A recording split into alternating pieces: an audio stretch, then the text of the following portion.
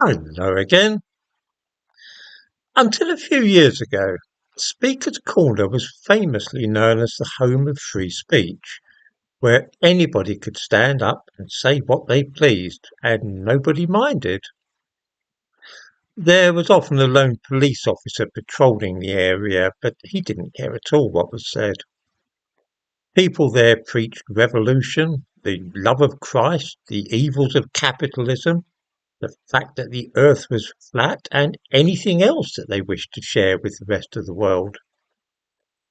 Then the Muslims arrived. At first, a few Muslim preachers stood up at Speaker's Corner in Hyde Park and urged people to convert to Islam. Well, that's fine. That's just what you expect at Speaker's Corner. Then larger groups of Muslims began gathering there at the weekends and behaving aggressively towards those preaching Christianity. One expects a bit of heckling at Speaker's Corner, but this was organised and aimed at those who dared to criticise Islam. The police did nothing. Then matters took an ugly turn, for a woman preaching Christianity was stabbed there. Now the police took notice, but not with a view to defending the woman's right to free speech. No, they felt that by preaching from the Bible and trying to show what she saw as the errors of Islam, this person was causing a breach and inciting racial hatred. It was fine while Muslims were pointing out what they saw as the false doctrine set out in the Bible, but somebody criticising the Quran in the same way was clearly a racist. Incredibly, this woman has now been arrested twice for preaching at Speaker's Corner. She has twice been exonerated, and twice the police have had to pay heavy damages for the way that they have treated her, by taking her off in a police van and then strip searching her and holding her overnight. On one occasion she held up a copy of the Quran with holes in it to symbolise what she said were gaps in truth. This was treated by the police as a hate crime, and she was accused of criminal damage to her own copy of the Quran.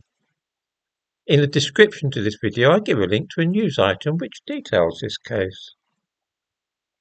It ties in very neatly with similar cases where those who criticise Islam are arrested. The Quran is treated by the police as being especially holy, and any damage to a copy is regarded as a criminal act.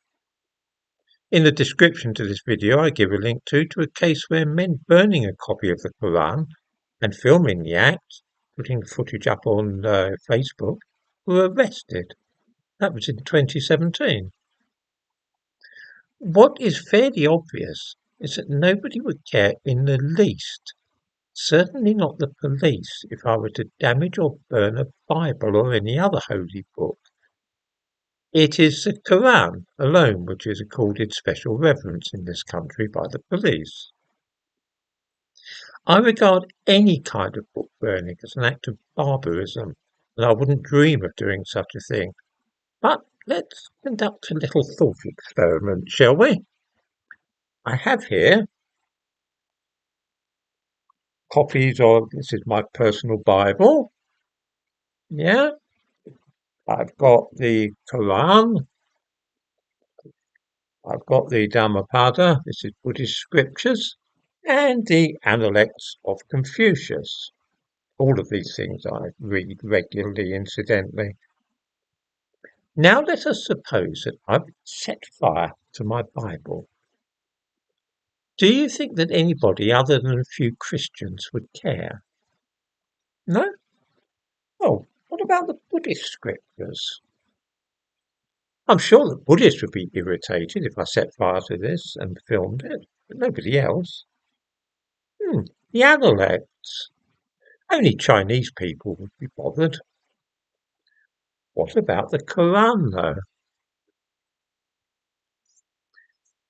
What do viewers think would happen if I set fire to this book right now and then uploaded this film to YouTube? It's easy enough to predict.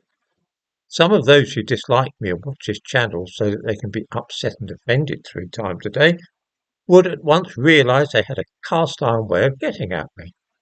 The police would, without the shadow of a doubt, come and arrest me for inciting religious and racial hatred. This means, in effect, that Islam occupies a special place in this country's legal system. I can offend Chinese people who revere Confucius by burning the Analects, and nobody will bat an eyelid. Touch the Quran, though, and countdown to arrest will start. The question is, why are we prepared to accord special consideration to Islam, which is not extended to other religions?